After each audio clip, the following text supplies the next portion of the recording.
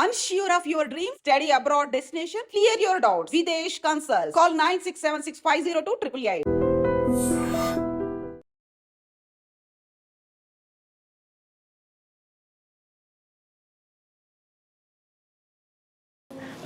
అంటే అంటే ఒక రివ్యూవర్గా సక్సెస్ అయ్యో ఒక బిగ్ బాస్ కంటెస్టెంట్గా సక్సెస్ అయ్యో బయటకు వచ్చిన తర్వాత ఒక సెలూన్ పెట్టి బిజినెస్లో సక్సెస్ అయ్యో ఇల్లు కొనుక్కుంటున్నావు కార్లు కొనుక్కుంటున్నావు ఇంత సక్సెస్ స్టోరీ ఉంది కాబట్టి ఏదైనా లక్ ఉందేమో అని చెప్పేసి ఫస్ట్ గెస్ట్గా నేను కూర్చోబెట్టడం జరిగింది. లక్ కాదు బ్రో, యాక్చువల్గా నేను ఏది నమ్ముతానంటే ఆ లక్ కూడా యాక్చువల్గా ఏంటంటే నా లైఫ్ ఇది నేను చూసిన తర్వాత నేను నమ్మేది ఏంటంటే ప్రతి మనిషికి ఒక పర్టికులర్ టైం ఒక పాయింట్లో మనది టర్న్ అవుద్ది, ఆ తర్వాత ఎవడు ఆపలేడు. మళ్ళీ బ్యాక్ వెళ్ళిపోతాను అతి చేష్టలు చేసామంటే మళ్ళీ డౌన్ అవుతావు. కానీ నాకు వచ్చిన పర్టికులర్ టర్నింగ్ పాయింట్ ఎక్కడంటే బిగ్ బాస్ రివ్యూస్ చేయడం బ్రో. ఎంత కామెడీ బ్రో. జీవితంలో ఎవడైనా బిగ్ బాస్ షోని చూసి మళ్ళీ చెబితే దానివల్ల లైఫ్ సెటిల్ అయిపోద్దని ఊహించలేం. చాలామంది సెటిల్ అయినాయి, నాకు మాత్రం షాకింగ్. మిగతా వాళ్ళందరికీ నాకు డిఫరెన్స్ ఏంటంటే అందరు లైఫ్లు సెటిల్ అవ్వచ్చు, నా లైఫ్ సెటిల్ అవ్వడమే కాకుండా బిగ్ బాస్ కంటెస్టెంట్ లోపల పోయి వచ్చా. అది చాలా మిరాకిల్. ఇది వెళ్ళి రావడం, అక్కడ సక్సెస్ అయ్యి రావడం. అక్కడ నాకు టర్నింగ్ పాయింట్ ఎక్కడొచ్చిందంటే హెవీ ప్రాబ్లమ్స్ ఫేస్ చేసిన ఆదిరెడ్డి. ఎంత ప్రాబ్లమ్స్ అంటే నేను హార్ట్ఫుల్గా చెప్తున్నా, చాలామంది యూత్ అసలు ఫేస్ చేస్తుండ్రు, అన్ని ప్రాబ్లమ్స్ ఫేస్ చేశా. అవి అనుకుంటే కొంతమంది కామెంట్లు అనొచ్చు, అబ్బా చాలామంది ఫేస్ చేశారని. నా ప్రాబ్లమ్స్ నాకు భయంకరంగా ఎక్కువ, అంటే అందరికంటే ఎక్కువ అని చెప్పకూడదు కానీ చాలా మంది ఫేస్ చేస్తుంటారు చూసారు. ఆ ప్రాబ్లమ్స్తో ఈక్వల్గా ఉంటాయి నా ప్రాబ్లమ్స్. ఆ స్టేజ్ నుంచి ఈ స్టేజ్ దగ్గర రావడం ఎక్కడి నుంచి స్టార్ట్ అయింది అంటే 2018లో బిగ్ బాస్ రివ్యూ స్టార్ట్ చేశాను. అది కూడా ఎంత కామెడీగా స్టార్ట్ చేసినా బ్రో. 2018లో సీజన్ 2 అప్పుడు స్టార్ట్ చేశా. ఎంత కామెడీగా అంటే నా ఫ్రెండ్ ఊరికి వీడియో పెడితే కామెడీగా ఓవర్ హుడీ వేసుకొని చేస్తుంటా. ఎంత పాత హుడీ అంటే ఆ పాత హుడీ వేసుకొని ఇట్లా పెట్టుకొని, అంటే నేనేదో పెద్ద తోపు అనే ఫీలింగ్తో చేస్తా ఉన్నాను ఎట్ట పవన్ కళ్యాణ్ స్టైల్లో. అది వైరల్ అయింది, అన్ని ఛానల్స్ పెట్టుకున్నారు. నా ఛానల్లో 100 మంది సబ్స్క్రైబర్లు ఉన్నారు. ఆ 100 మంది సబ్స్క్రైబర్స్తో అది 8,000 వ్యూస్ వచ్చింది. ఆ రోజు నుంచి ఈ రోజు దాకా మినిమం వ్యూస్ లేకుండా నా ఛానల్లో వీడియో లేదు బిగ్ బాస్ రిలేటెడ్. అది నా లైఫ్లో టర్నింగ్ పాయింట్. దానికి ముందు పడ్డ కష్టాలు కొన్ని చెప్తాను చూడండి. నేనదే లక్ అన్నా చూసారా, ఆ లక్ ఆ టైం ఉంది చూసారా, అది కలిసి వస్తే ఎవడు ఆపలేడు.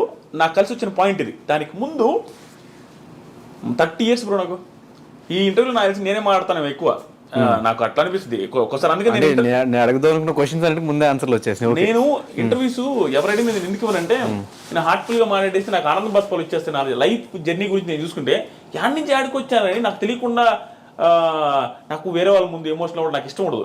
నేను ఎమోషనల్ అయిపోతా. నాకు అలా అనిపిస్తుంది. ఎందుకంటే ఎన్ని పీక్ ప్రాబ్లమ్ చూసి ఇప్పుడు ఎంత హ్యాపీగా ఉన్నాను నాయనని. ఇప్పుడు 30 ఇయర్స్ ఉన్నాయి బ్రో.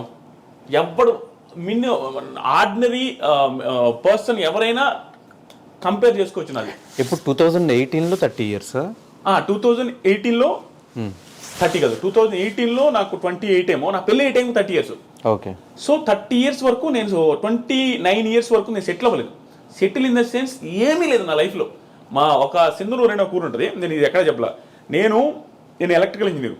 కొన్ని నేను చెప్పలేను, మరీ ఓవర్ డ్రామాటిక్గా ఉంటుంది నా లైఫ్ స్టోరీని. కొన్ని చెప్పను, ఈరోజు కొన్ని చెప్పలేను. కానీ ఎందుకు చెప్పాలి అంటే ఆడియన్స్లో మీరు రివ్యూ స్టార్ట్ చేసిన తర్వాత మిమ్మల్ని చూసి ఓకే ఇలా కూడా సంపాదించేసి డబ్బులు అని చెప్పి యూట్యూబ్లో చాలామంది రివ్యూ స్టార్ట్ చేసిన వాళ్ళు ఉన్నారు, వాళ్ళు సక్సెస్ అయ్యి వాళ్ళ లిమిట్లో వాళ్ళు సంపాదించుకుంటున్న వాళ్ళు కూడా ఉన్నారు. కాబట్టి ఇలాంటి స్టోరీస్ అని వింటే అందరికీ ఇన్స్పిరేషన్గా ఉంటుంది కాబట్టి అడుగుతున్నా క్వశ్చన్.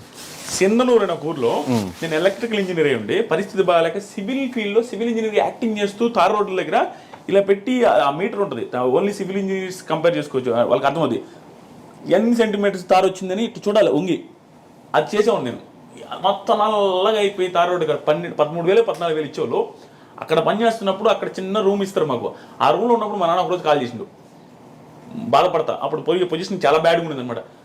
ఎట్టకొట్టి చేసుకోరా, సెటిల్ అవ్వరా, నువ్వు నీది ఒకటే నాకు బాధ. ఎందుకంటే బాధ నాది ఒకటే కాదు, మా చెల్లెళ్ళు బ్లైండ్, మా చెల్లికి కనిపించదు, మా చెల్లి పెళ్లి చేసుకొని అంటుంటుంది, అదొక పక్క మా నాన్నకి బాధ ఉంది. ప్లస్ మా మదర్ సూసైడ్ చేసుకొని చనిపోయి ఉన్నారు, అదొక బాధ ఉంది. ఫైనాన్షియల్గా బీభత్సమైన ప్రాబ్లమ్స్లో ఉంది, పీక్ ప్రాబ్లమ్స్. 11 లక్షల చిల్లర బ్యాంకులో లోన్స్ ఉన్నాయి మా నాన్నకి. నాకు తెలుసు, నేను రాజకీయాలు పెద్ద కాన్సన్ట్రేట్ చేయను కానీ ప్రతిసారి ఎలక్షన్కి ముందు ప్రతిసారి దేవుని మొక్కునేది తెలుసు. ఒకప్పుడు మా నాన్న మా అకౌంట్లో అదే మా లోన్స్ ఏదైతే ఉంటాయో చూస్తారు అగ్రికల్చర్ లోన్స్, అవి అయితే వెళ్ళిపోవాలా. అది ఎవడు హామీ ఇస్తే వాళ్ళు గెలవాలని కోరుకునేది. చాలామంది ఇచ్చారు అట్లాంటి హామీలు. ఈసారి అగ్రికల్చర్ లోన్స్ మొత్తం పోతాయి, వాళ్ళు ఇచ్చారు వీళ్ళు ఇచ్చారు, అన్ని ఈ గవర్నమెంట్ ఇచ్చింది ఆ గవర్నమెంట్ ఇచ్చింది. ప్రతిసారి నేను ఎవరు హామీ ఇస్తే వాళ్ళు గెలవాలనుకున్నాను. అంటే నాకు లైఫ్లో ఇంకేం గోల్స్ ఉండేది బ్రో. నా లోన్స్ క్లియర్ అయిపోతే మా నాన్న హ్యాపీ, నేను హ్యాపీ అనుకునేవాడిని. అలా మా నాన్న ఆ రోజు సింధనూరు దగ్గర ఫోన్ చేసినప్పుడు బాధపడతా మాట్లాడు, అది నాకు ఇప్పటికీ గుర్తుంది. ఆ రోజు నుంచి మళ్ళీ ఆ 30 ఏళ్ళు అని చెప్పేసి సరే పెళ్ళి అయ్యే రోజు వరకు నాకు పిల్లని ఎవరు ఇచ్చేవాళ్ళు లేరు బ్రో. అంటే ఇంకా నా పెళ్లి గురించి టాకే వచ్చేది లేదు మా ఇంట్లో. ఎందుకు సంపాదించట్లేదన్నా, లేకపోతే నేను అప్పుడు ఎంత బ్రో 48 కేజీలు పెట్టినోని, 50 కేజీలు నా హైట్ ఇంతే ఉండదు, 6.3, 48 కేజీల వెయిట్తో మా అమ్మ సూసైడ్ చేసుకున్న ఇంటికి ఎవరైనా అంటే ఎందుకు సూసైడ్ చేసుకున్నదో, ఎన్ని ప్రాబ్లమ్స్ ఉన్నాయో, ఆ ఇంటికి మళ్ళీ కోడలు ఎవరైనా ఇవ్వాలనుకుంటారా? ప్లస్ మా ఇంట్లో మా చెల్లి అలాగే ఉంది, ఒక పర్సన్ హ్యాండిక్యాప్డ్ పర్సన్ ఉండే ఇంటికి ఎవరు ఇవ్వాలనుకోరు. అలాంటి సిచ్యువేషన్లో ఉన్న నాకు పెళ్లి తాటు మా ఇంట్లో లేదు, నాకు లేదు. ప్లస్ అప్పులు నేను అందరికీ తెలుసు. ఆ పొజిషన్ నుంచి 30s నాకు ఎలా ఉన్నాడు చూడు, నా పెళ్లి కాలేదు. ఎవరికైనా ఒక పర్సన్కి ఎలా ఉంటుంది బ్రో, జాబ్ లేదు, పెళ్లి కాలేదు, అందరూ అడుగుతారు. మన ఫ్రెండ్స్కి మన ఫైనాన్షియల్గా ఇదేంది తెలియదు. మన బీటెక్ ఫ్రెండ్స్కి ఏమంటారు, ఫోన్ చేసి ఏమమ్మా ఎప్పుడు పెళ్ళి అంటారు.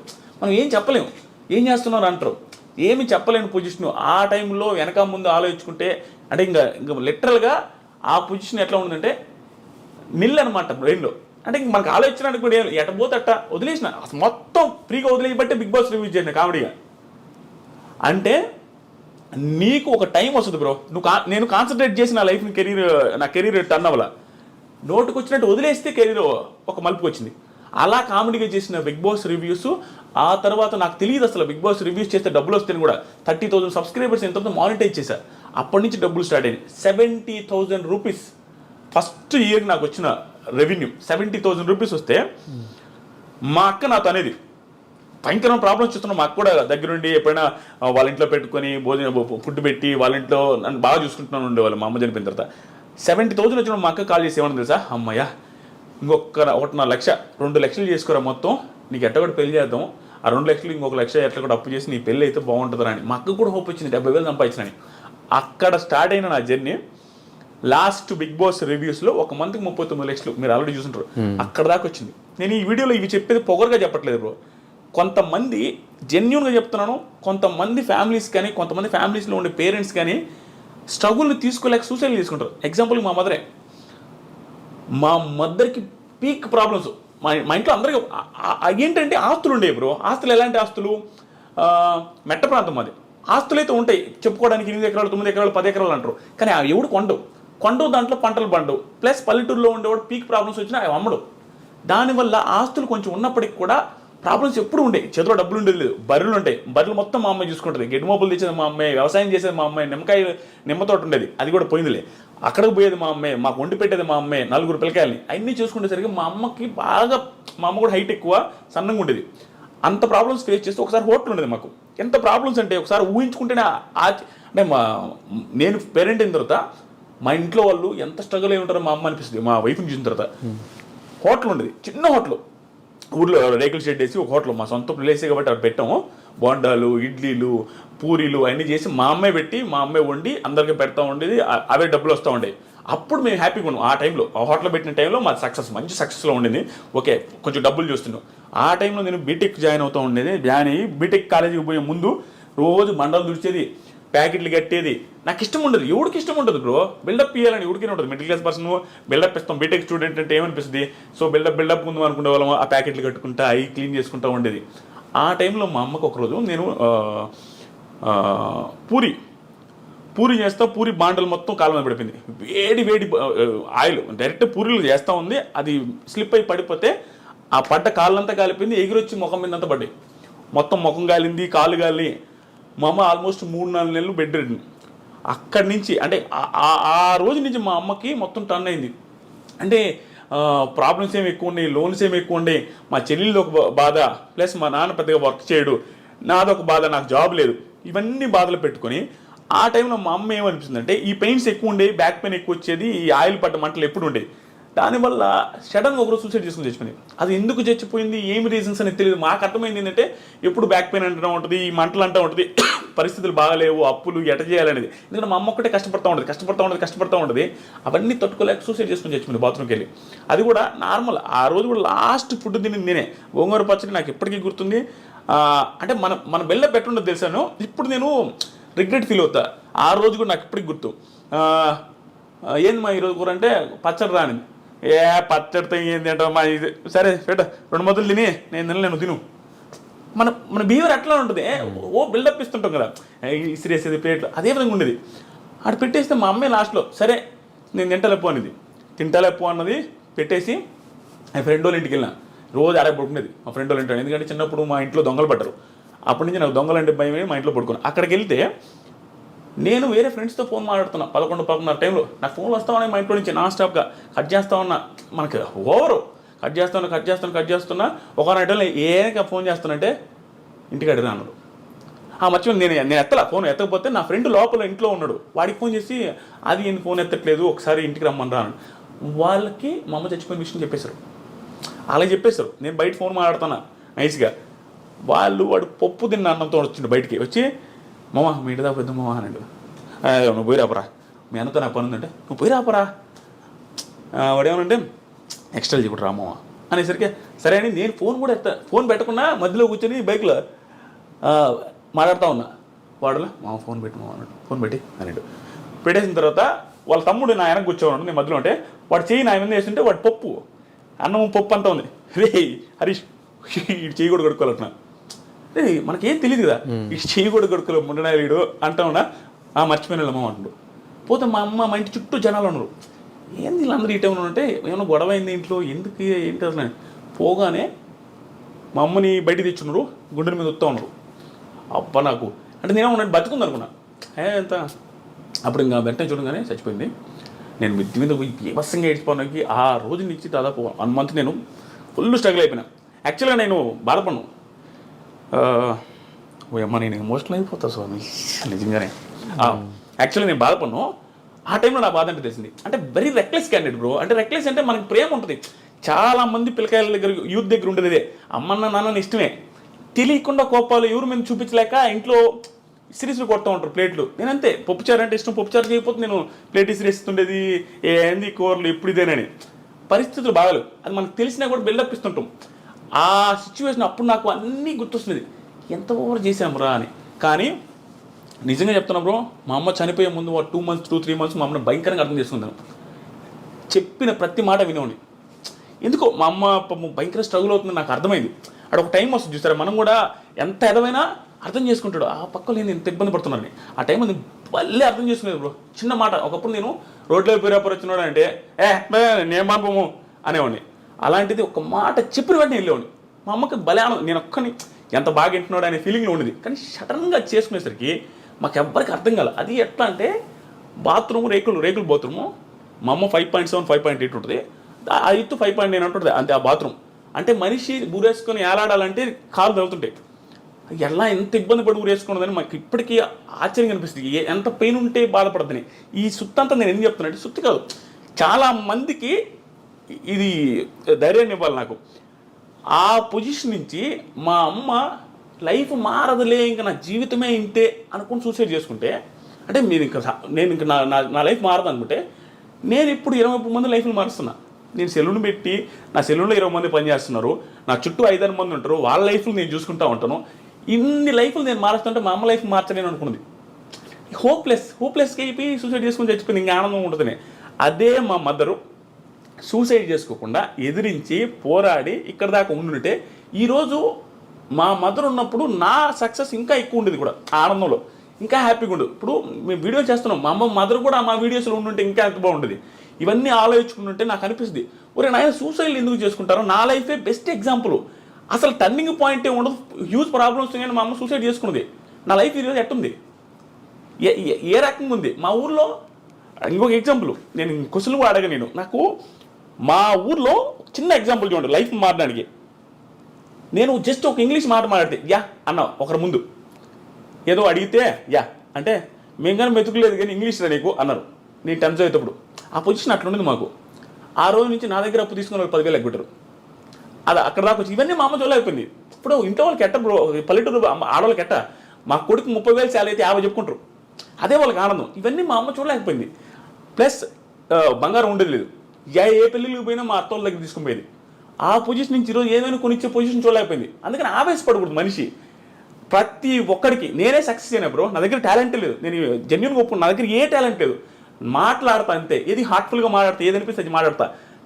టాలెంట్ లేని నేనే పెద్దగా చదివేవాడిని కూడా కాదు. ఓకే ఏదో వచ్చాయి, అలాంటి పర్సన్ నేనే సక్సెస్ అయిపోయి నా లైఫ్ మా ఫ్యామిలీ లైఫ్ మార్చేస్తే ఎంతోమంది బీభత్సమైన టాలెంట్ ఉంటుంది, వాళ్ళు ఎందుకు చచ్చిపోవాలా, వాళ్ళు ఎందుకు సూసైడ్ చేసుకోవాలి, నాకు అర్థం కాలే. నువ్వు వెయిట్ చేయి. బిగ్ బాస్ తుప్పాస్ బిగ్ బాస్ చాలా మంది ఆ షోని తిట్టుకుంటూ ఉంటారు, ఇప్పుడు తెలియదు ఉంది అది ఒక షోనా అంటారు. ఇన్ని చెప్తుంటే ఆ షో ఒక లైఫ్ మార్చింది, ఒక ఫ్యామిలీ లైఫ్ మార్చింది, మా తరాన్ని మార్చింది. ఇక్కడ నుంచి మా తరం స్టార్ట్ అయిపోద్ది, మా ఒక జనరేషన్ మార్చినట్టే. దాంతోపాటు నా చుట్టూ ఉండే వాళ్ళకి 20 మంది బతుకుతున్నారు. దీంట్లోనే కెరీర్ ఎత్తుక్కోగలిగిన టైం వస్తే అన్ని కలిసి వస్తే, అలాంటిది వేరే వాళ్ళు ఎందుకు ఎత్తుకోలేరు, చదువుకొని బాగా చదువుకున్న వాళ్ళు. సో నేను ఈ ఇంటర్వ్యూలో కానీ ఎక్కడొచ్చినా నేను ఈ పాయింట్ నా జీవితం మొత్తం చెప్తా ఉంటా, సూసైడ్లు చేసుకోవద్దు. ఏ లైఫ్ ఏ టైంలో నీకు రోడ్డు మీద ₹1 దొరుకుతుందో తెలియదు. నీకు ఏ పిల్ల నిన్ను నచ్చి ఆ పిల్లకి 100 కోట్లు ఉంటే నీకు తెలియదు. నీకు ఎక్కడైనా చేంజ్ అయిపోవచ్చు, నీ లైఫ్ మొత్తం డిజాస్టర్ నుంచి హై క్లాస్లోకి వెళ్ళిపోవచ్చు. ఆ హోప్ ఉంచుకోండి, ఎవడు చచ్చిపోవద్దు. నీకు నిజంగా చచ్చిపోవాలనిపిస్తే, నీకు అసలు నీ పరిస్థితి బాగాలేదంటే ఆకలితో చచ్చిపోయి కావాలంటే ఇది వెయిట్ చేయి లాస్ట్ రోజు దాకా ఏది దొరకపోవచ్చు, నువ్వు ఎట్టగా చచ్చిపోతావు. అంతే, నీకు నువ్వు చచ్చిపోవాల్సిన అవసరం లేదు. నువ్వు తట్టుకోలేకపోతే అది ఆటోమేటిక్గా అయిపోద్ది, చచ్చిపోవద్దు. అది నేను అనుకునేది. ఆ పొజిషన్ నుంచి ఈ పొజిషన్ దాకా వచ్చి చూసారా, నేను ప్రతిసారి చాలామందికి చెప్పేది అంటే, నేను నా ప్రాబ్లమ్స్ ప్రతిసారి చెప్తుంటా. ఎందుకు తెలుసా, నాకు ఇప్పుడు ప్రాబ్లం ఉంది నేను చెప్పట్లా. నేను డైరెక్ట్గా చెప్పే కదా 33 లక్షలు ఒక నెలలో వచ్చినాయి. నాకు ప్రాబ్లం లేవు, సింపతి కాదు ఇది. నాకు ఒకప్పుడు ప్రాబ్లమ్స్ ఉన్నాయి, ఇప్పుడు లేవని చెప్తున్నా. ఇది ఇన్స్పిరేషన్గా ఉంటుంది, జనాలు చూసేవాళ్ళకి అనే ఉద్దేశంతో చెప్తుంటా. ఎందుకంటే చూసేవాడికి ఒకటి, మరి వాడి పొజిషన్ ఆ రోజు ఇంత బ్యాడ్ అంటారా, మంది అంత బ్యాడ్ కూడా లేదు. ఇప్పుడు ఆడి లైఫే మారింది, మన లైఫ్ ఎందుకు మారదురా, ఎందుకు మనం చచ్చిపోవాలనే ఆ హోప్ రావాలి జనాలలో. సూసైడ్ చేసుకునే అంత ఎదవలు లేరు. మా అమ్మని ఇప్పటికీ మా ఊర్లో తిడతారు, ఎదవగాపోతే అటు ఆ రోజు సూసైడ్ ఆ పిల్ల ఆ ఎదవగాపోతే అటు చచ్చిపోకుండా ఈ రోజు బంగారం ఉండు కదనే ఆవేశపడి ఆ పిల్ల అటు చేసుకుంది కానీ అని మమ్మల్ని తిట్టా ఉంటారు అందరూ. అంతే కదా, చాలా ఇది బ్రో ఇవన్నీ. కానీ పర్ఫెక్ట్ ఎగ్జాంపుల్, 28 సంవత్సరాలకి ఒక రూట్ ఎంచుకుని సక్సెస్ అవ్వడం అంటే చిన్న విషయం కాదు. కానీ ఇన్ని రూట్స్ ఉండగా, అంటే రివ్యూస్ చెప్పాలి అని థాట్ వస్తే సినిమాల మీద చెప్పొచ్చు, పొలిటికల్గా చెప్పొచ్చు. అప్పటికి పొలిటికల్ రివ్యూస్, సినిమా రివ్యూస్ ఇవన్నీ ఇండస్ట్రీలో ఉన్నాయి. ఇవేం కాదని బిగ్ బాస్ అనే షో మీద ఫస్ట్ టైం రివ్యూ చెప్పింది మీరే అనుకుంటా తెలుగు. అంతకుముందు నేను అది కూడా నేను చెప్తాను కదా, అంతకుముందు దిస్ ఈజ్ ఫనీ అని ఉంటాడు. దిస్ ఈజ్ ఫనీ అతను చూసి నేను రివ్యూ స్టార్ట్ చేసింది. అతను ఏదో లైవ్ చేస్తూ ఉంటే నాకు 3-4 వేల మంది చూస్తాం, నాకు చూసి ఇతను ఎవరు స్వామి ఇంతమంది ఫ్యాన్స్ అనుకుని కామెడీగా మా ఫ్రెండ్తో చెప్తాను, ఇతను ఎవరు ఆయన కూడా బిగ్ బాస్ రివ్యూ చేసావు. మా ఫ్రెండ్తో అన్న ఇతను వీడియోలు ఏందని ఇంతమంది చూస్తున్నా అంటే, మామూలుగా అంటగా వాడేందన్న చేసేదే మనం చేయలేమా, వాడు బిల్డప్కి మావాడు నువ్వు కూడా చేయన్నా అని చెప్పి వీడియో పెట్టా చేసిన, అది సక్సెస్ అయింది, ఆ నుంచి వచ్చింది. నేను చెప్పింది అదే బ్రో, విషయం కాదు, తెలియకుండా నీకు ఒకటి వస్తుంది ఆ టైము. నాకు వచ్చింది అంతే, నా టాలెంట్ కాదు. అందుకని చెప్తాను, ఎవరికైనా ఒక టైం వస్తుంది. సో బిగ్ బాస్ రివ్యూస్ ఎందుకు చేసిన అంటే, నేను ఫస్ట్ యూట్యూబ్ ఛానల్ పెట్టి స్టార్ట్ చేసింది రైతుల గురించి వీడియోలు, రైతుల లాసులు కష్టాలు ఏంది, మీరేమో రైతులు అంటుంటే మీరు శ్రీరెడ్డి ఆవిడ వీడియోలు ఎక్కువ వేసుకుంటున్నారు, ఇంటర్వ్యూలు ఆవిడ వస్తున్నాయి, అప్పుడు ఫేమస్ ఆవిడ, ప్రతి ఒక్కటి కాంట్రవర్షియల్ భలే ఉండేది వ్యూస్. అట్లా ఉన్నారు, రైతులు ఊరు పట్టించుకోలేదని ఆ వీడియోలు చేస్తే ఇప్పుడు చూసేదిలే, బిగ్ బాస్ గురించి చూడకుండా అందరూ చూసారు.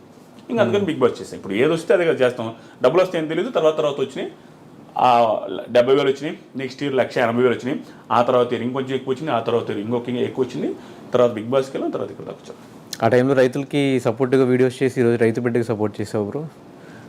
అట్లా ఏం కాదు బ్రో, అట్లా అనుకోవచ్చేమో. కానీ రైతు బిడ్డకి సపోర్ట్ అంటే బ్రో ఒక్కటి చెప్తా, రైతు బిడ్డ అయినా ఇంకొకరి బిడ్డ అయినా డాక్టర్ అయినా ఎవరైనా ఆడ ఆడితేనే సపోర్ట్ చేస్తారు జనాలు తంగలు కాదు, ఖచ్చితంగా ఆట ఏదో పాయింట్లో నచ్చితేనే సపోర్ట్ చేస్తారు. నచ్చకుండా అసలు ఓటు వేయాలంటే హాట్స్టార్ ఓపెన్ చేసి ఎవరికి ఓపుకుండదు. నేను మాత్రం నాకు అనిపించిందే చెప్తా, నాకు అనిపించినట్టు నాకు నిజంగా జెన్యూన్గా ప్రశాంత్ నాలాగే నాకేమనిపించింది అంటే, ఒక నార్మల్ పర్సన్ నువ్వు వెళ్ళి అక్కడ ఆడడం చాలా కష్టం బ్రో. నువ్వు కూడా ఫ్యూచర్లో ఎప్పుడో వెళ్తామని అనుకుంటున్నా, వెళ్ళినప్పుడు చూస్తావు చాలా భయంకరమైన టఫ్ సిచ్యువేషన్స్ వస్తాయి అక్కడ. తెలియకుండా ఈజీగా అనిపిస్తుంది, అమ్మాయి ఏంద్రా కూడు ఉండదు, నిద్ర ఉండదు, ఆడల ముందు గుడ్లు మార్చుకోవాలా, ఇవన్నీ చాలా ఇబ్బంది. ఏంది బ్రో పొల్లు ఉంటుంది ఆడల ముందు, ఎంత గలీజ్గా ఉంటుంది. అమ్మాయిలు అందరూ అందంగా ఉండే వాళ్ళు ఉంటారు, ఈడ వాళ్ళ ముందు పొల్లు అనుకుంటా ఉండాలి. అది చూడడానికి గలీజ్గా ఉంటుంది, ఏడంతా కారుకుంటా ఆ పొల్లు కూడా వాళ్ళ ముందు టవల్స్ కట్టుకోవడం చాలా ఇబ్బంది. అలాంటి సిచ్యువేషన్స్ని ఒక నార్మల్ పల్లెటూరు నుంచి వచ్చిన వాడు ట్యాకిల్ చేయడం చాలా కష్టం. నన్ను ప్రశాంత్లో చూసుకున్నాను, ప్రశాంత్ కూడా అదే సిచ్యువేషన్ ఉన్నట్టు చాలా ఇన్ఫీరియారిటీ ఉంటుంది, తెలియకుండా వీళ్ళందరూ క్లాస్కి ఉన్నారని. ఆ సిచ్యువేషన్ నుంచి ఏ టాస్క్ బ్రో నువ్వే చెప్పు, జెన్యూన్గా చెప్పు, ప్రశాంత్ ఏ టాస్క్ ఆడలేదు చెప్పు, ఆడలేదా? టాస్క్లు ఆడాడు. తర్వాత ఏదో ఒక రకంగా తెలియకుండా ఇంప్రెసివ్ అనిపించలేదు. ఏదో ఒక టైంలో ఇంత అనుకోలేదే, ఇది ఇంత ఉందా, పర్లేదు మనం అనుకున్న దానికంటే ప్రతి ఒక్కరూ సర్ప్రైజ్ ఫీల్ అయి ఉంటారు. ప్రశాంత్ పర్ఫెక్ట్ ఏదో ఒక టైంలో సర్ప్రైజ్ ఫీల్ ఉంటారు.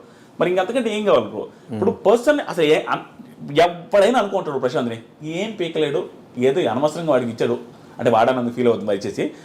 జనాలు అనుకునేది అనవసరంగా ఈ పిల్లడికి ఇచ్చారే, ఏం చేసేది అనవసరంగా ఇచ్చారని అందరూ ఫీల్ అయి ఉంటారు స్టార్టింగ్లో. కానీ ఆ అనుకున్న వాళ్ళే ఒక టైంలో సర్ప్రైజ్ ఉంటారు మనోడి పర్ఫార్మెన్స్ చూసి. నాకు అలా నచ్చేది సపోర్ట్ చేశారు. సపోర్ట్ అంటే రోజు ఏం చేయలేదు, కానీ రివ్యూవర్స్ వల్ల జనాలు ఇన్ఫ్లుయెన్స్ అవుతున్నారు. రివ్యూవర్స్ హౌస్లో ఉన్నంత వరకు ఒకలా చెప్పిన తర్వాత బయటకు వచ్చాక వాళ్ళ బిహేవియర్ చేంజ్ అయినప్పుడు ఖచ్చితంగా రివ్యూవర్స్ అనే ఛాన్సెస్ ఉంటాయి కదా. ఉంటాయి. కానీ రివ్యూస్ అంటే ఏంది, మేము రివ్యూ చేసేది ఏంది బిగ్ బాస్ షోని. సో మాకేం అవసరం బిగ్ బాస్ షో. ఇప్పుడు నా పక్కింటోడు 4 మర్డర్లు చేసిన బిగ్ బాస్కి వెళ్ళినా, మా ఇంట్లో వాళ్ళనే మర్డర్ చేస్తున్నా కూడా అంటే నేను బిగ్ బాస్ హౌస్కి పోతే వాడు బాగా ఆడితే సపోర్ట్ చేస్తా. వచ్చిన తర్వాత వాడు ఎలా ఉండో, వెళ్ళక ముందు ఎలా ఉండో నాకు సంబంధం లేదు. నాకే కదా ఏ రివ్యూర్ సంబంధం. షోలో ఎలా ఉందో అలా. షోలో ప్రశాంత్ బాగా ఆడాడు, శివాజీ గారు బాగా ఆడారు, పొగడతాం. ఇంకొకరు బాగా ఆడలేదు విమర్శిస్తామంటే ఏమి బీభత్సం ఏం కదా, అందరూ చెప్తాం ఈరోజు బాగా లేదంటే బాగా లేదని చెప్తాం. సో స్టిల్ జనాలు మమ్మల్ని కూడా జడ్జ్ చేస్తారు. ఈడేం పెద్ద పుడింగ్ అంటే నేను ఆల్రెడీ ఏం పుడింగా, నేను ఒకరు బాగా ఆడలేదంటే వాడు నన్ను తిడతారు చూసి జనం. అది మేము యాక్సెప్ట్ చేస్తాం. ఎందుకంటే నార్మలే, మేము క్రిటిసైజ్ చేసినప్పుడు నన్ను క్రిటిసైజ్ చేయలేరా, యాక్సెప్ట్ చేస్తాను. అంటే ప్రాపర్గా రివ్యూ చేయగలిగితే బయటకు వచ్చాక బిహేవియర్ కూడా ముందే ఆడియన్స్కి అట్లా ఎక్కిచ్చే ఉంచుంటే అయిపోయేది కదా. ట్రూ బ్రో, చెప్తామనండి, అది గేమ్ షో బ్రో. నేను జెన్యూన్గా చెప్తున్నా. అక్కడ సిచ్యువేషన్స్లో నువ్వు ఎలా ఉండాలో అలా ఉండాలా. సో అది యాక్టింగ్ అనుకుంటారో, ఇంకోటి అనుకుంటారో, ఏదైనా అనుకుంటారు, నటించినా పర్లేదు. ఓకే, నువ్వు అక్కడున్న సిచ్యువేషన్లో నువ్వు బాగుంటే చాలు. నాకు ఏది మనకు అది ఇంప్రెసివ్గా అనిపించాలా. నటించడం అంటే నిజంగా నటిస్తే 100 రోజులు బీభత్సంగా నటిస్తే అంతకంటే టాలెంట్ ఏముంది బ్రో ఓటు వేయడానికి. 100 days ఎవడు బ్రో నటించగలుగుతాడు. అది హ్యూజ్ టాలెంట్. ఒక ఓటు వేయడానికి అదే ఆ టాలెంట్ సరిపోద్ది. 100 days నటించుంటే మీరు అన్నట్టు ఎవడో నటించలేడు. అక్కడ నువ్వు ఇంప్రెసివ్గా ఫీల్ అయితే చాలు, ఎలాగైనా ఉండండి, అది చాలు మాకు. బయటకు వచ్చిన తర్వాత ఎలా ఉంటుంది మేము ఎలా ప్రిడిక్ట్ చేయగలుగుతాం. నేనేమంటానంటే అక్కడ ఉన్న సిచ్యువేషన్ తగ్గట్టు అక్కడ బిహేవ్ చేశారు. అవుట్ సైడ్ సిచ్యువేషన్ వేరే. అవుట్ సైడ్ పోలీసులు ఉంటారు, పల్లె ప్రశాంత్ అందరూ తొబ్బట్టరు. బయటకు వచ్చిన తర్వాత ఇలా చేశాడు అలా చేశాడు. లోపల పోలీసులు లేరు, లోపల క్రౌడ్ లేదు. బయటకు వచ్చిన తర్వాత క్రౌడ్ ఉంది, బయటకు వచ్చిన తర్వాత పోలీసు ఉంది. ఈ సిచ్యువేషన్ అక్కడ లేదు, ఆ సిచ్యువేషన్ ఇక్కడ లేదు. అక్కడ తగ్గట్టు అక్కడ ఉంటారు, ఇక్కడ తగ్గట్టు ఇక్కడ ఉంటారు. ఇదే క్రౌడ్తో ఇదే సిచ్యువేషన్, ఇదే పోలీసుల ముందు పల్లె ప్రశాంత్ బిగ్ బాస్ బిఫోర్ ఎక్కడ మనకు కనపడలే. ఎలా బిహేవ్ చేస్తారో మనకు తెలియదు. సిచ్యువేషన్ బట్టి మనిషి బిహేవ్ చేస్తారు, కానీ ప్రతిసారి ఒకే రకంగా ఎవడు బిహేవ్ చేయడు. కానీ ఆ సిచ్యువేషన్ ఒకేసారి కనిపించింది కాబట్టి మనకు తెలియదు అతను ఎలా ఉంటాడు. కాబట్టి మనమేమనుకున్నాము, అతను ఇలాగే ఉండాలని ఒక స్టాండర్డ్ పెట్టుకున్నాం అనేది నా ఫీలింగ్. నాకైతే జెన్యూన్ చెప్తున్నా, ప్రశాంత్ ఇలాగే డౌన్ టు ఎర్త్ ఉండాలా, ఇంత నోరు లేయకూడదు, ఇంత ఓవర్ చేయకూడదు అనే ఫీలింగ్ మనం పెట్టుకున్నాం. అంటే హౌస్ లో అలా ఉన్నాడు కాబట్టి మనం బయటకు వచ్చాక ఆబ్వియస్ గా అది అలా పెట్టుకున్నారు బ్రో. అంతేగాని అది తప్పు.